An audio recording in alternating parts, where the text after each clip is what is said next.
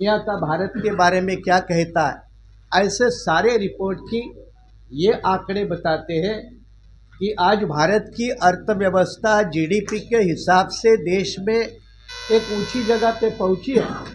दुनिया में 5वीं नंबर की है। इसके बावजूद इस भारत में 140 करोड़ जनता में से 80 करोड़ लोगों को देश के प्राइम मिनिस्टर प्राउडली कहते हैं कि हमें फ्री अनाज बांटना पड़ता है। इसका मतलब 140 करोड़ जनता में 80 करोड़ लोगों को अपनी ज़िंदगी जीने का इंडिपेंडेंट साधन नहीं है, ये खुद प्राइम मिनिस्टर कहते हैं।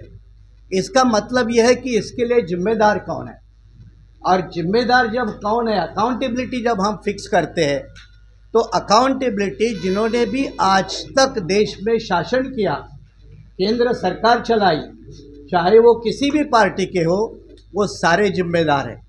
चाहे वो कांग्रेस पार्टी की तरफ से हो, चाहे वो बीजेपी पार्टी की तरफ से हो, या और किसी दल की तरफ से हो, इनका ये फेल्यूर है, इनका ये नॉन परफॉर्मेंस है।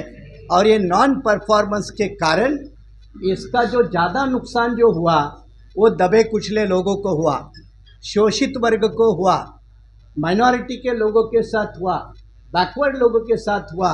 और इसीलिए जब माइनॉरिटी, शोषित, दलित, आदिवासी, पिछड़ा वर्ग का बड़े पैमाने पर नुकसान हुआ तो उनकी राजनीति बाबा साहब अम्बेडकर के ज़माने में मजबूती से खड़ी हुई, बाबा साहब के बाद साहब श्री कांशीराम जी के ज़माने में मजबूत खड़ी हुई।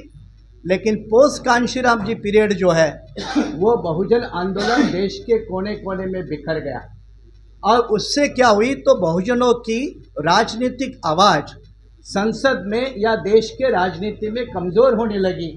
इसी बात को समझकर हमारे जिम्मेदार साथियों ने बहुजन समाज की राजनीतिक आवाज़ को बुलंद करके मान सम्मान की लड़ाई और हिस्सेदारी की लड़ाई, देश के संसाधनों में हिस्सेदारी की लड़ाई को बुलंद करने के लिए देश के कई राज्यों में छोटे छोटे बहुजन आंदोलन के दलों को इकट्ठा करके आज इस ऐतिहासिक क्षण पे, ऐतिहासिक दिन पे भारतीय बहुजन आंदोलन का निर्माण करने का फैसला किया है। और ये इसकी पार्श्वभूमि आप जब देखते हैं तो एक बात के ऊपर और गौर करना होगा कि देश के जो भी नीतिकार हैं, पॉलिसी मेकर है, सरकारें एमपी एमएलए से होती है, लेकिन पॉलिसी जो बनाने वाले लोग हैं वो बहुजन के खिलाफ वाली पॉलिसी बनाते हैं। चाहे वो मामला रिजर्वेशन इन प्रमोशन का हो, रिक्रूटमेंट का मामला हो, हिस्सेदारी का मामला हो, या देश में ज़मीन से लेकर सरकारी नौकरियों तक का मामला हो, बहुजन समाज के साथ न्याय नहीं होता, अन्याय होता है। एट्रॉसिटी तो एक अलग ही बात है, लेकिन देश के संसाधनों में भागीदारी नहीं होना ये अपना 77 ईयर्स का एक बड़ा फेल्योर है। और ये फेल्योर को एड्रेस करने के लिए आज का एक मौका है। हम अच्छी तरह से जानते हैं कि आजकल का ज़माना कारपोरेट पॉलिटिक्स का है। कारपोरेट देश के नीति तय करते हैं, लैंड एक्विजिशन की पॉलिसी कारपोरेट तय करते हैं, आदिवासी का जल, जमीन और जंगल का अधिकार छीनने का प्लान बड़े बड़े देश के उद्योगपति, धन्ना सेठों के लोग सरकार में बैठे हुए लोगों के साथ मिलकर बनाते हैं। इसका अगर पुरजोर पूरे ताकत और शक्ति के साथ विरोध करके अपनी एक नई नीति को सामने लाना होगा तो एक नए राजनीतिक मंच की बाबा साहब ने भी वकालत की थी, कांशीराम साहब ने भी वकालत की थी। उसी रास्ते पर चलकर भारतीय बहुजन आंदोलन इस देश में जो दबे कुचले लोग हैं, खास करके कॉन्स्टिट्यूशनल टर्म में अगर कहे तो schedule caste, schedule tribes, backward classes and the religious minority, जो देश का सबसे बड़ा 90% हिस्सा है, उस 90% हिस्से की राजनीति बड़ा करके देश के संसाधनों में हिस्सेदारी पाना, देश के पॉलिसी मेकर बनना और रूलिंग क्लास बन के इस देश के बहुजन समाज के साथ न्याय करना, ये भारतीय बहुजन आंदोलन की भूमिका है। की घोषणा की जिम्मेदारी मुझ पर सौंपी है, और साथ ही साथ आज भारतीय बहुजन अलायंस की आवश्यकता क्यों, यद्यपि अलायंस पहले से भी बहुत बने हुए हैं, फिर भी भारतीय बहुजन अलायंस की आवश्यकता क्यों? इसलिए कि बाबा साहब डॉक्टर अम्बेडकर ने इस देश के संविधान को प्रथम राष्ट्रपति डॉक्टर राजेंद्र प्रसाद जी को सौंपते हुए कहा था, यद्यपि राजनीतिक आज़ादी तो हमें मिल गई है, लेकिन अभी सामाजिक और आर्थिक आज़ादी लेनी बाकी है। इसलिए आज पूर्व में अभी तक जो भी अलायंस रहे हैं वो यथास्थितवादी ताकतें रही हैं, यथास्थितवाद को पोषक रही है, जो सामाजिक और आर्थिक आज़ादी लाने के पक्षधर नहीं है। इसलिए देश के वो सभी राजनीतिक पार्टियां जो समतामूलक समाज बनाने की पक्षधर हैं, इस देश के सामाजिक परिवर्तन आंदोलन के महानायकों, मुख्यतः सामाजिक परिवर्तन के महानायक ज्योतिबा फुले जी, छत्रपति साहू जी महाराज, सावित्रीबाई फुले, भारतीय संविधान निर्माता परम पूज्य बाबा साहब डॉक्टर अम्बेडकर एवं इसके साथ ही साथ पेरियार रामास्वामी नाइकर, नारायण गुरु, संत गाडगे तथा मानवर कांशीराम जी के उन सामाजिक परिवर्तन आंदोलन के रास्ते चलते हुए विषमतामूलक समाज का खात्मा कर, जो इस देश का सबसे बड़ा भयंकर रोग है, जात पात, छुआछूत, ऊंच नीच भेदभाव को खत्म कर समतामूलक समाज की स्थापना करना, सामाजिक आर्थिक गैर बराबरी के खिलाफ संघर्ष कर सामाजिक आर्थिक आज़ादी दिलाना और अपने महापुरुषों के बताए रास्ते पर चल करके समाज को सम्मान स्वाभिमान के साथ खड़ा करना, यानी राजनीतिक हिस्सेदारी के साथ साथ सामाजिक और आर्थिक रूप से भी उनको सबके बराबर लाने का प्रयास करना आदि प्रमुख उद्देश्यों के साथ आज सभी राजनीतिक पार्टियां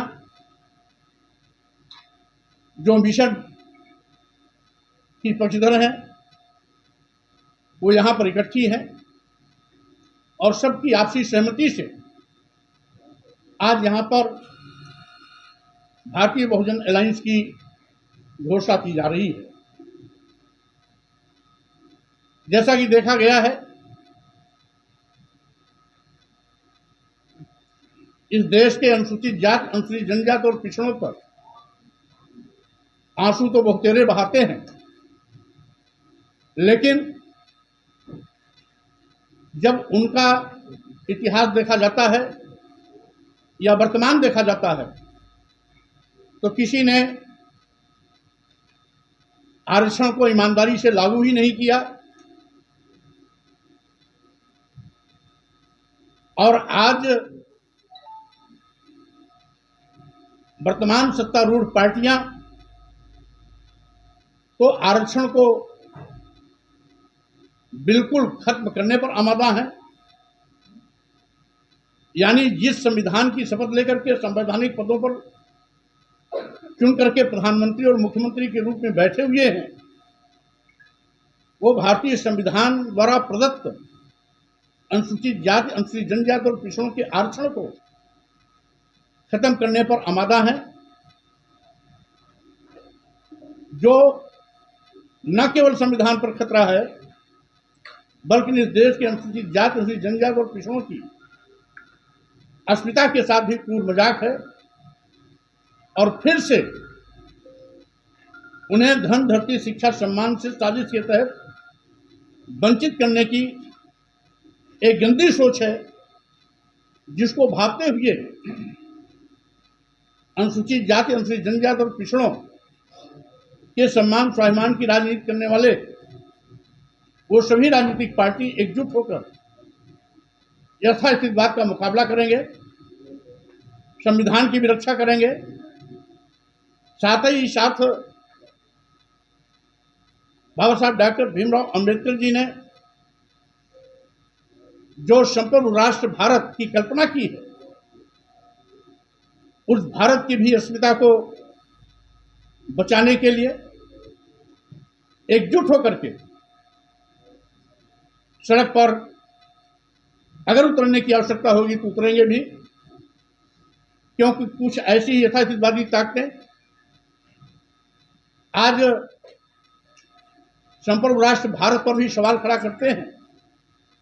जब हिंदू राष्ट्र की मांग करते हैं तो हिंदू राष्ट्र की मांग के पीछे उनके वो दूषित मानसिकता है जो आज भी इस देश के दलितों, आदिवासियों, पिछड़ों को जानवर से बदतर जिंदगी जीने के लिए मजबूर करते हैं। कमोबेश परिस्थितियां आज पूरे देश और प्रदेश में ऐसी दिखाई पड़ रही हैं। बड़े पैमाने पर आज दलितों और पिछड़ों को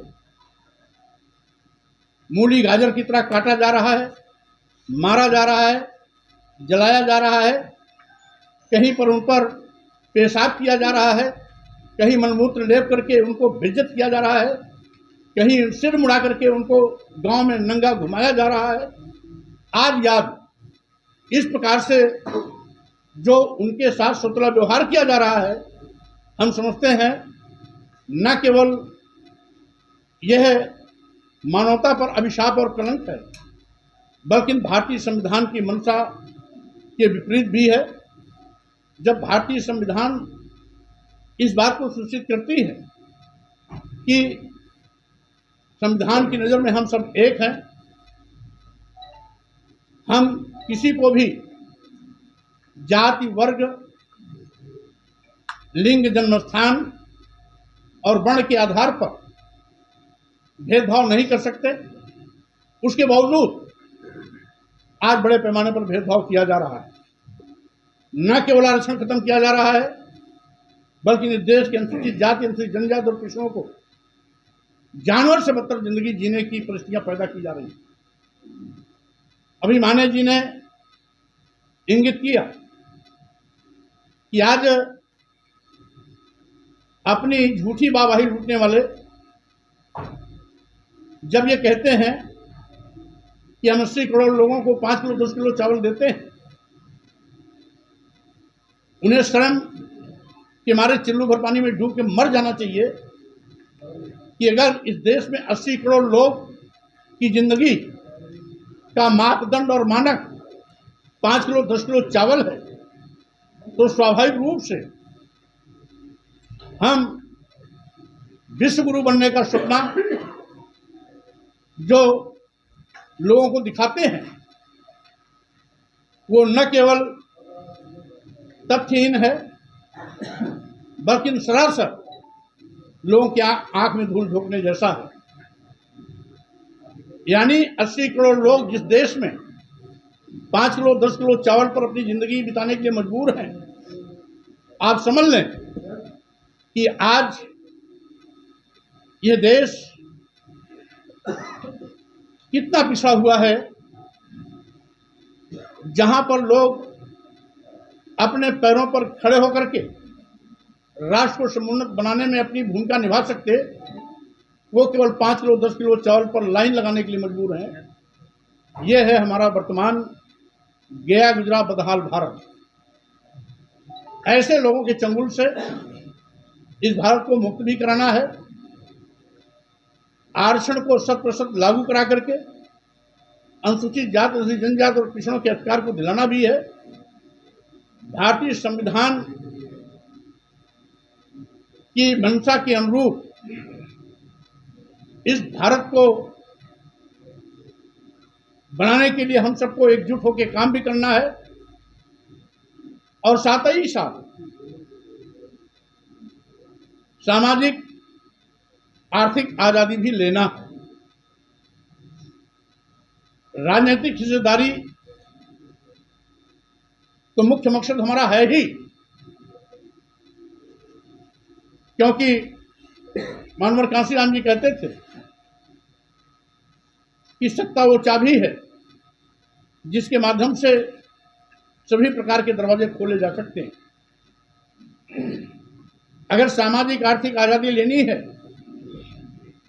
तो भी सत्ता के माध्यम से ही वो संभव है।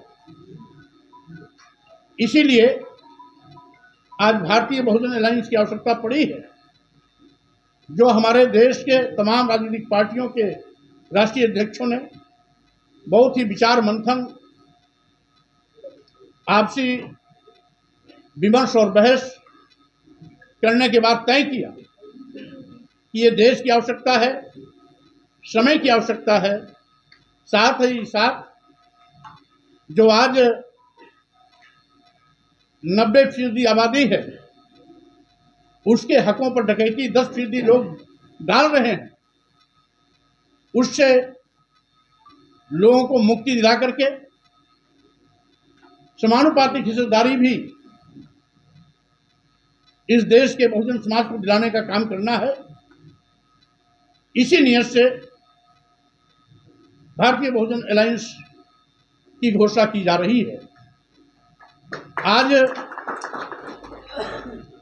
देश हो या प्रदेश हो, तमाम ऐसे छद्मवेशी लोग भी हैं जो दलितों और पिछड़ों की दुहाई तो देंगे, लेकिन मौका आने पर उनका गला काटने से भी बात नहीं आते, यानी आरक्षण खत्म करने से भी उनको संकोच नहीं लगता।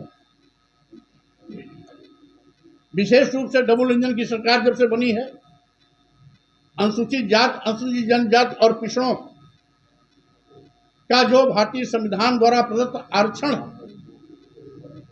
उसे पूरी तरीके से खत्म किया जा रहा है। निकाले गए सभी सरकारी विज्ञापन इसके प्रमाण। इसी के साथ ही साथ कोई प्रमोशन में आरक्षण खत्म कर रहा है, तो कोई आरक्षण को ही पूरी तरीके से खत्म करने पर आमादा है, और कोई अघोषित रूप से आरक्षण के प्राविधानों को लागू न करने का पाप करके इनडायरेक्ट वे में वो भी अनुसूचित जाति, अनुसूचित जनजाति और पिछड़ों का हक मानने की कोशिश करता है।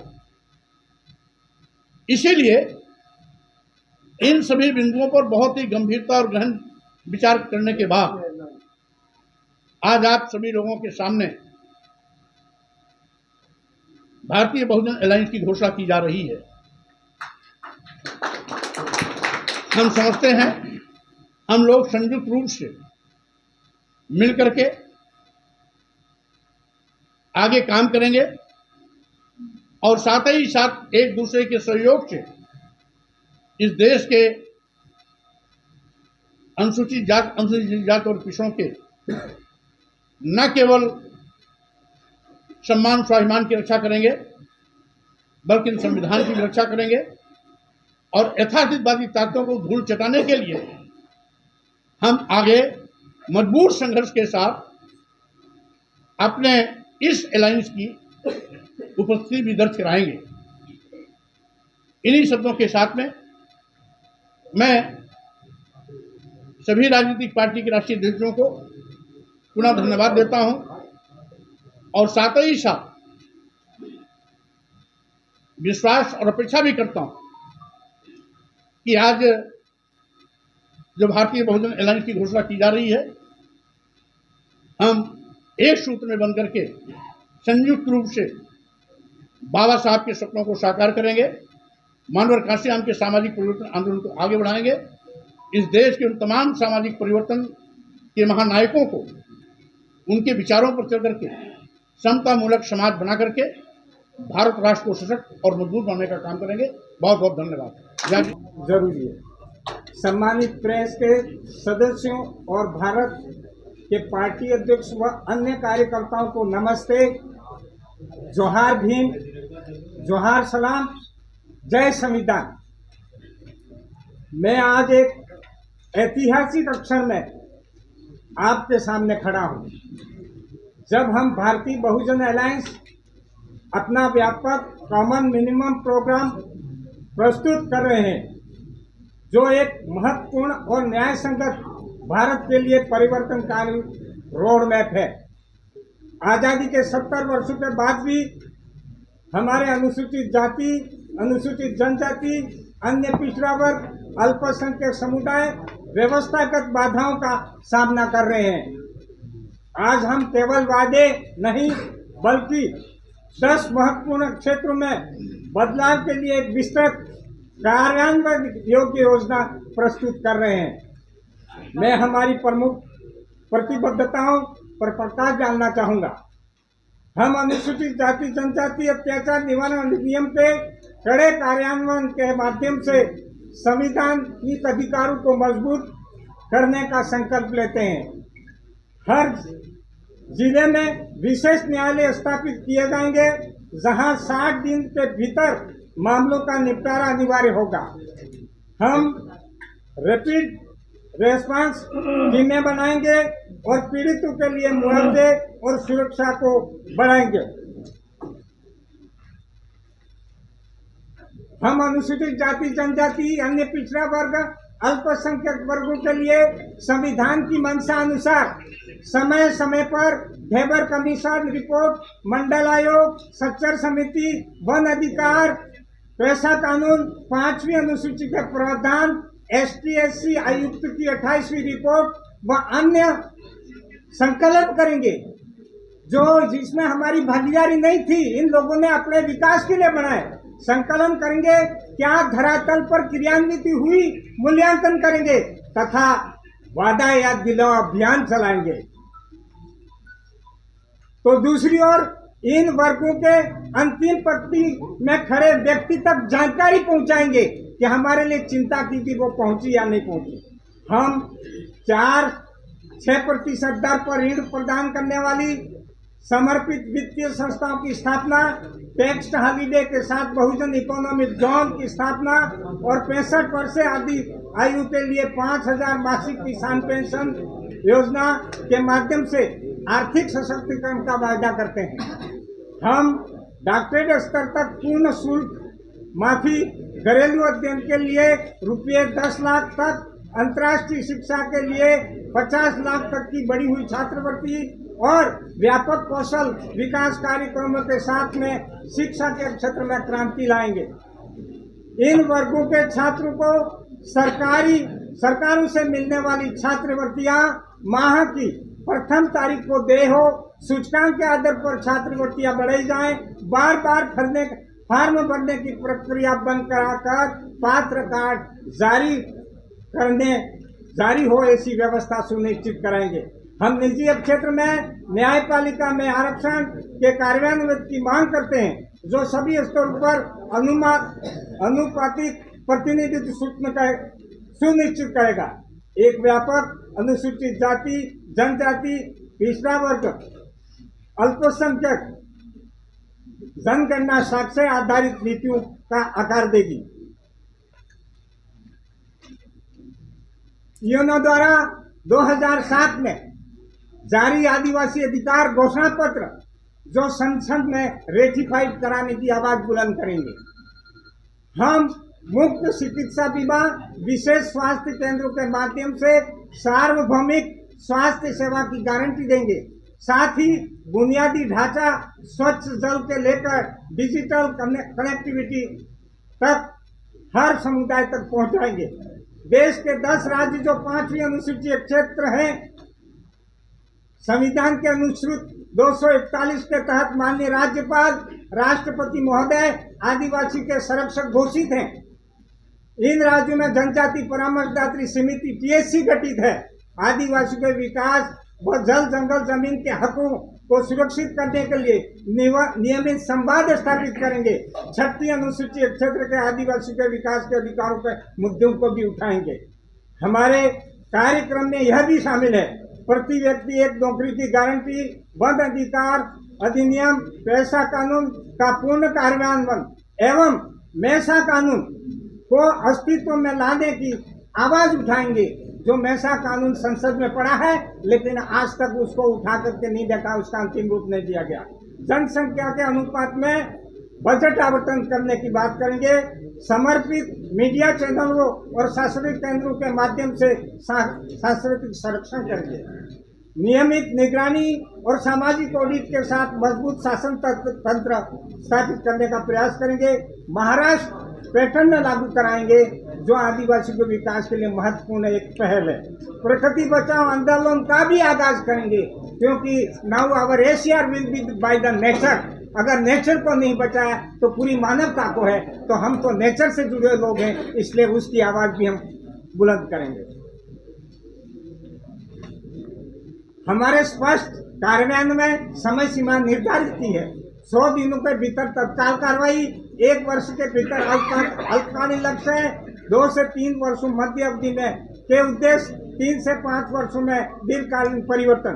यह केवल एक राजनीतिक घोषणा पत्र नहीं है, यह लाखों भारतीयों के जीवन को बदलने के लिए हमारी गंभीर प्रतिबद्धता है, जिन्होंने समाज में अपने उचित स्थान के लिए बहुत लंबा इंतजार किया है। बदलाव का समय आ गया। हम हर उस नागरिक को इस ऐतिहासिक आंदोलन में शामिल होने का निमंत्रण देते हैं जो समानता, न्याय, गरिमा में विश्वास रखता है। साथ मिलकर हम एक वास्तव में समावेशी और समृद्ध भारत का निर्माण करेंगे और यह संभव है। ये मैं भारत के सारे अध्यक्ष जो आए हैं वो संकल्प लेते हैं और प्रतिबद्धता को दर्शाते हैं, जो एक मजबूत और समावेशी भारत के निर्माण के लिए साथ काम करने के लिए तैयार है। भारतीय बहुजन अलायंस एक दृष्टिकोण केवल राजनीतिक प्रतिनिधित्व तक सीमित नहीं है। यह इस बात को सुनिश्चित करने के लिए है कि हमारी आवाज़ें सुनी जाए, हमारे समुदाय सशक्त हों और हम एक ऐसे भविष्य की दिशा में काम करें जहां हर बहुजन को सच्चा सम्मान और अवसर मिले। आज एक नए अध्याय की शुरुआत है जहां सहयोग हमारी रणनीति को आकार देगा, चाहे वो ग्राम पंचायत से लेकर लोकसभा चुनाव तक हो। हम एक सामान्य घोषणा पत्र के तहत एकजुट होकर खड़े रहेंगे और अपने लोगों के उत्थान के लिए कार्य करेंगे। मैं सभी नेताओं, गणमान्य व्यक्तियों और प्रतिनिधियों का इस उद्देश्य के प्रति आपकी प्रतिबद्धता के लिए धन्यवाद करता हूं।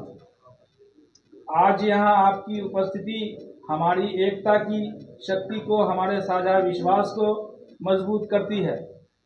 साथ में हम यह सुनिश्चित करेंगे कि कोई पीछे न रहे।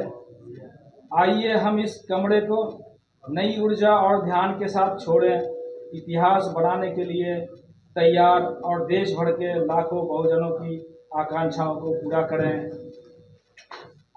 आपका समय, आपकी प्रतिबद्धता और इस अलायंस पर आपके विश्वास के लिए धन्यवाद। में विधानसभा के चुनाव होने जा रहे हैं, तो क्या बहुजन अलायंस जो है, भारतीय बहुजन अलायंस, उन राज्यों में चुनाव में जाएंगे आप लोग?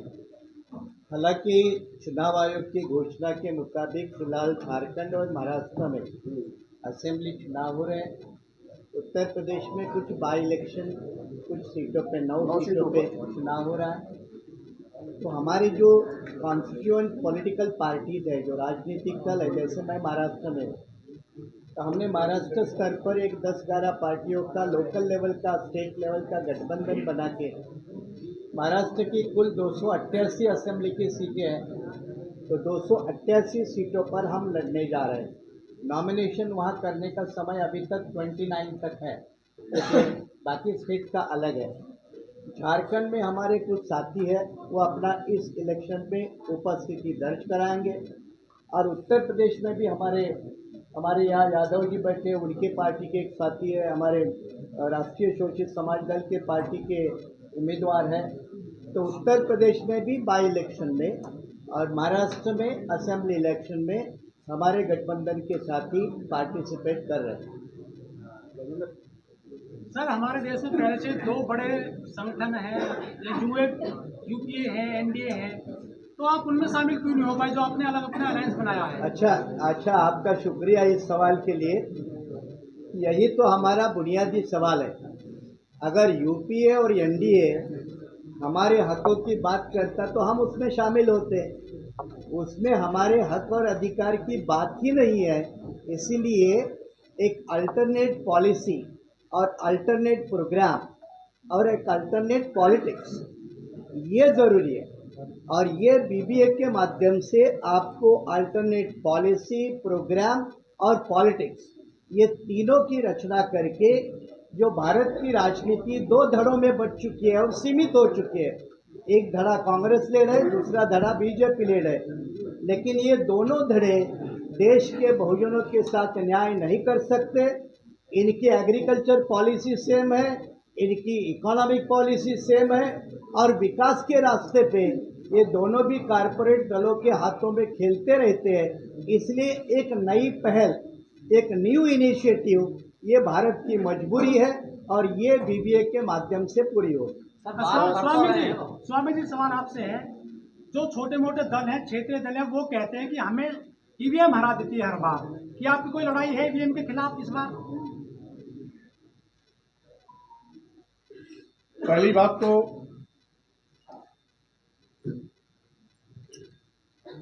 जिन पश्चिमी देशों से ईवीएम की शुरुआत हुई थी, विश्वसनीयता पर सवाल खड़ा होने के बाद उन देशों ने ईवीएम के माध्यम से चुनाव कराना बंद करा दिया। ईवीएम टेक्नोक्रेट बनाते हैं। जब ईवीएम को टेक्नोक्रेट बनाता है तो दुरुपयोग की गुंजाइश भी टेक्नोक्रेट कर देता है। अभी एलन मस्क ने खुली रूप से उन्होंने चुनौती दिया कि जब चाहे हम तब ईवीएम को हैक कर सकते हैं। तो स्वाभाविक रूप से ईवीएम की दुरुपयोग की संभावनाएं 100% है। इसलिए भारत जैसे विशाल लोकतांत्रिक देश में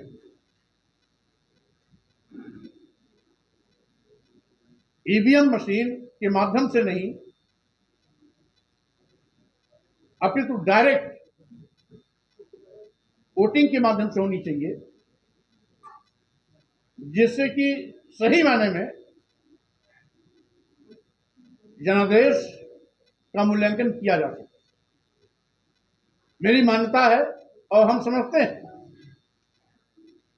जितने भी यहां पर राजनीतिक पार्टियां बैठी हैं वो सब चाहती हैं कि पूर्व में जो वोटिंग व्यवस्था थी उसे बहाल किया जाए और ईवीएम के माध्यम से वोटिंग करना बंद कराया जाए।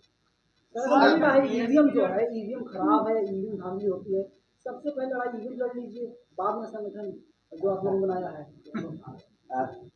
इसके लिए आपको क्लियर कर दूं, ईवीएम आई है पार्लियामेंट द्वारा, ये चुनाव आयोग द्वारा नहीं आई है। पीपल्स रिप्रेजेंटेशन एक्ट 1951, इसमें संसद द्वारा संशोधन हुआ और बैलेट बॉक्स के जगह ईवीएम मशीन, ये पीपल्स रिप्रेजेंटेशन एक्ट में बदला हुआ। तो ये पार्लियामेंट से किया है। तो जब ये पार्लियामेंट से सब कुछ होता है तो हमारे लोगों को पार्लियामेंट जाने की जरूरत है, तभी हम कर पाए। मौर्य जी एक सवाल है, जब देश में धर्म और जाति की राजनीति हावी है तो आप लोग कैसे टिक पाएंगे? देखिए, बहुत छोटी बात है। आज जब हम समतामूलक समाज बनाने की बात करते हैं, बाबा साहब डॉक्टर अंबेडकर के सपनों का भारत बनाने की बात करते हैं, मानवर काश्याम के सामाजिक परिवर्तन आंदोलन की बात करते हैं, तो स्वाभाविक रूप से 100 में 90 शोषित, 90 भाग हमारा। हम इस फार्मूले के तहत अनुसूचित जात और पिछड़ों को सम्मान स्वाभिमान के साथ खड़ा करेंगे, क्योंकि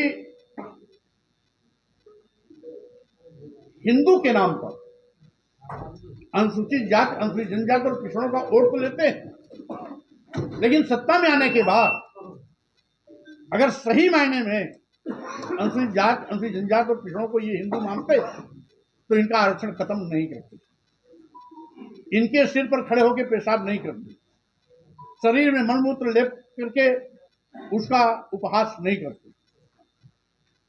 आज अभी कल की एक घटना है, झांसी में एक दलित का सिर मुड़ा करके गांव में नचाया गया, पेट उल्टा टांगा गया, बेइज्जत किया गया।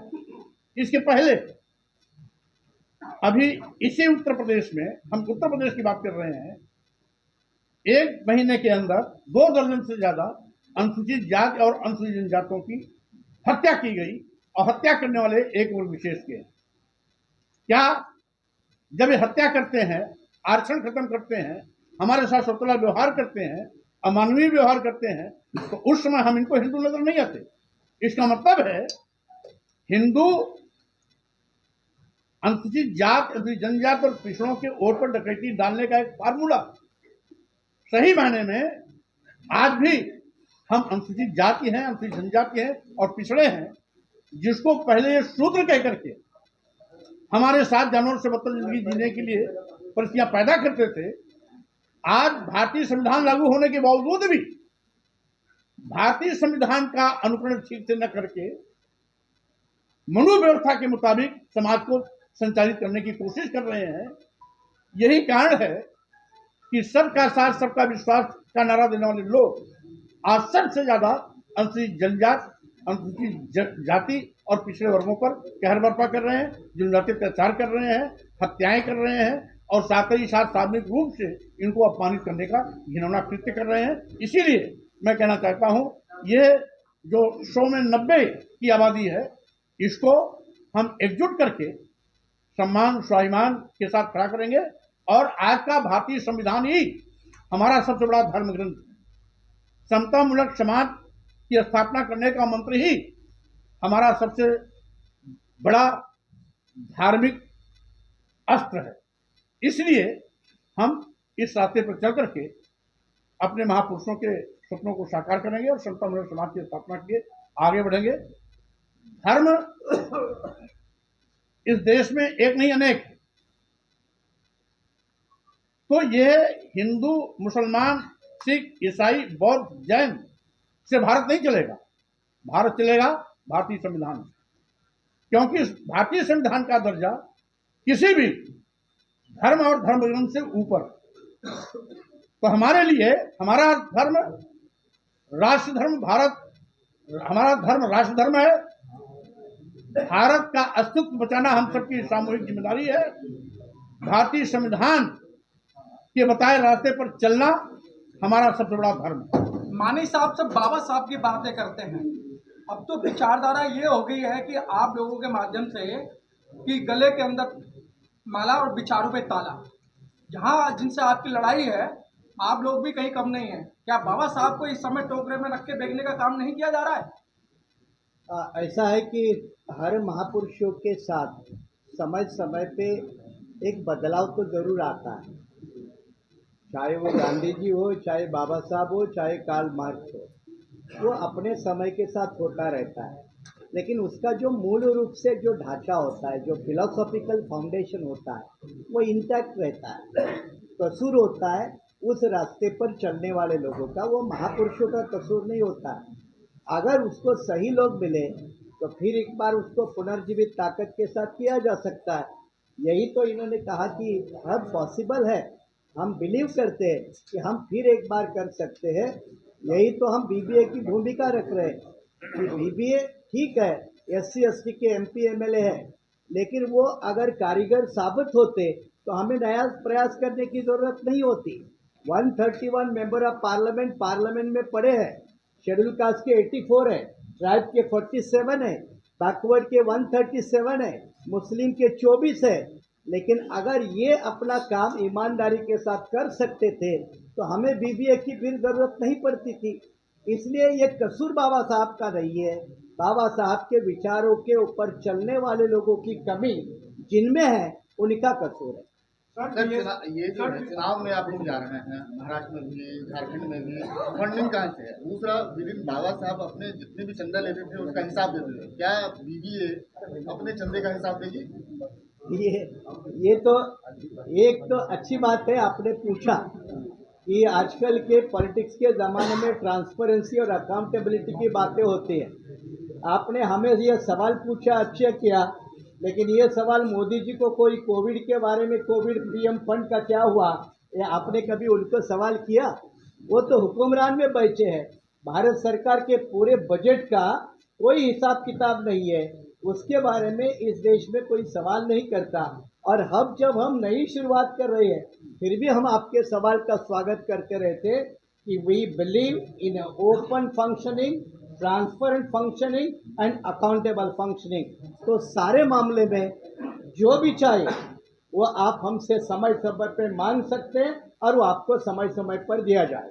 बीएसपी और एसपी के कैसे गठबंधन होगा सर? ये जी बगैर बीएसपी और एसपी के कैसे गठबंधन संभव?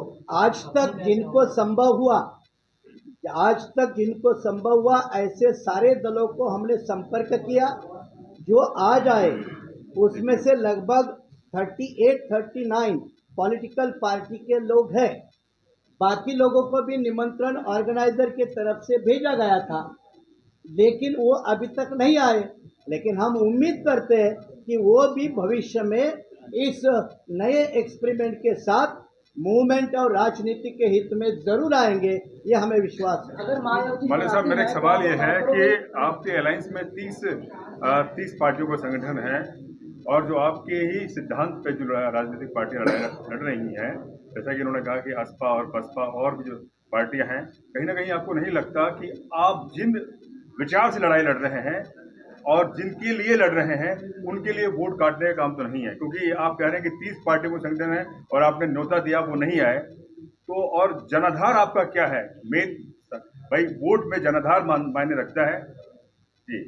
आज के राजनीति का फोकस अब सेंट्रल पॉलिटिक्स के बजाय स्टेट पॉलिटिक्स के ऊपर ज़्यादा है।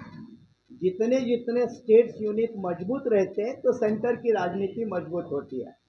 और इसलिए हमारे जो पीछे सारे राजनीतिक दल के सम्मानीय अध्यक्ष बैठे हैं, वो अपने अपने स्टेट में पकड़ बना के बैठे हैं या भविष्य में और उसको मजबूत कराएंगे। फेडरल पॉलिटिक्स में राज्यों के यूनिट जितने मजबूत होंगे उतनी केंद्र की राजनीति मजबूत होगी। और इसी का प्रयास हम बीबीए के माध्यम से भी होगा कि एक तरफ से सेंटर की राजनीति हम मजबूत सफलता के साथ करें और स्टेट वाले हमारे राजनीतिक दल है उनको भी एक ताकत सारे माध्यम से देने के प्रदान करके उनको भी राज्यों के राजनीति में मजबूत करें। तब ये दोनों तरफा ताकत बढ़ेगी तो हम सेंटर में आराम से जो भी पॉलिसी मेकर है, जिसकी भी सरकार है, उनको गले की हड्डी बन सकते हैं। माने साहब, अधिकतर जो अलायंस बने हैं और अलायंस काम करते हैं, जब काम होता है तो दूसरे की झोली में जाके बैठ जाते हैं जो राष्ट्रीय अध्यक्ष हैं। अभी तक ये चला आ रहा है। ये आपका सवाल भारतीय राजनीति का गिरता हुआ जो लेवल है उसको इंगित करता है और ये देन बड़ी पार्टियों की है। सर, आप पर विश्वास क्यों? आप पे लोग विश्वास क्यों करें? बीबीए पे क्यों विश्वास किया जाए? विश्वास करने लायक कार्यक्रम और काम जब बीबीए करेगा तो हमें उम्मीद है वो जरूर विश्वास करेंगे। सवाल आपसे है मेरा, संविधान बता रहे थे दो नेता उत्तर प्रदेश में, अखिलेश यादव और राहुल गांधी, क्या कहना चाहोगे? क्या उन्होंने संविधान बचा? चुनाव भी हो गया है, दलितों के बारे में जो डिसीजन आता सुप्रीम कोर्ट से उसमें वो लागू कर दिया हरियाणा में बीजेपी ने, क्या कहना चाहोगे वर्गीकरण का? पहली बात तो पूरे देश में संविधान बचाओ देश बचाओ का नारा मैंने दिया। अच्छी बात ये रही कि सभी राजनीतिक पार्टियों ने इसको अपना मुद्दा बनाया और जिसके कारण केंद्र की भाजपा सरकार बैसाखी पे आई। भले ही भाजपा का सूपड़ा न साफ हुआ हो, लेकिन बैसाखी पर आने से ये तो स्पष्ट हो गया कि संविधान बचाओ का नारा सामयिक था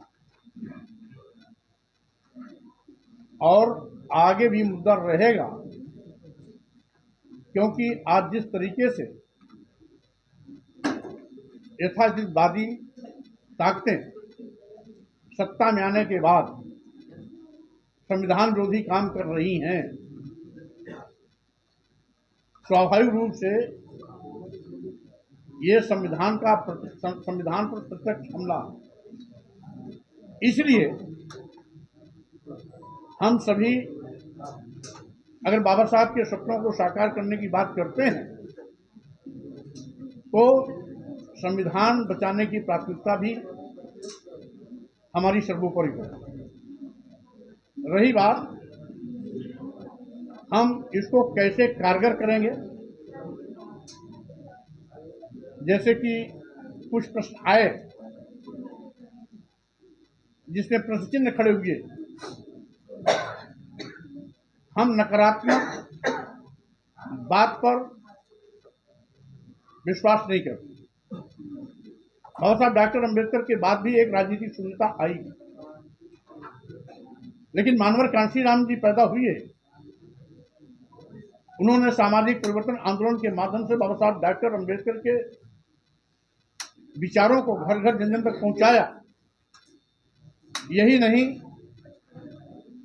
पूरे देश में बहुजन समाज के सम्मान स्वाभिमान को जगाकर जिसकी जितनी संख्या भारी उसकी उतनी हिस्सेदारी के फार्मूले पर समाज के अंतिम पायदान पर खड़े हुए लोगों को सत्ता के गलियारे तक पहुंचाने का भी काम किया। जब मानवर कांशीराम साहब सफल हो सकते हैं तो उन्हीं के मिशन के सिपाही हम लोग भी हैं। मानवर कांशीराम जी के रास्ते पर चल करके हम लोग सफल क्यों नहीं हो सकते?